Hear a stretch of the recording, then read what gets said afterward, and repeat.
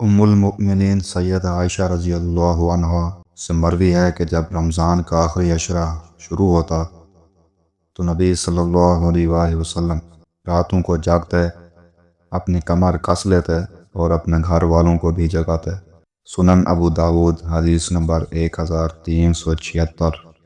سیدنا ابو ہریرہ رضی اللہ عنہ بیان کرتے ہیں کہ رسول اللہ صلی اللہ علیہ وآلہ وسلم قیام رمضان کی ترغیب دیا کرتے تھے، بغیر اس کے کہ آپ واجبی طور پر ان کو حکم دیں۔ پھر فرماتے تھے، جس نے ایمان کی بنا پر اور تقرب و ثواب کی غرض سے رمضان کا قیام کیا، اس کے پچھلے گناہ معاف کر دیے جاتے ہیں۔ پھر رسول اللہ صلی اللہ علیہ وآلہ وسلم کی رحلت ہو گئی اور معاملہ ایسے ہی رہا۔ اس کے بعد خلافت ابو بکر رضی اللہ عنہ اور حضرت عمر رضی اللہ عنہ کے ابتدائی دور میں بھی یہی صورت رہی۔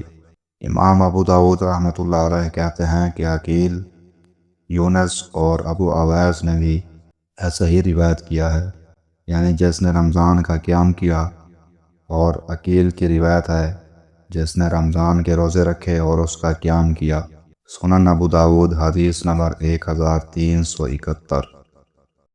سیدنا ابو ہریرہ رضی اللہ عنہ نبی صلی اللہ علیہ وآلہ وسلم سے مرفوعاً بیان کرتے ہیں، جس نے ایمان اور تقرب و ثواب کی نیت سے رمضان کے روزے رکھے، اس کے پچھلے گناہ بخش دیے جاتے ہیں، اور جس نے ایمان اور تقرب و ثواب کے لیے لیلۃ القدر کا قیام کیا، اس کے پچھلے گناہ معاف کر دیے جاتے ہیں۔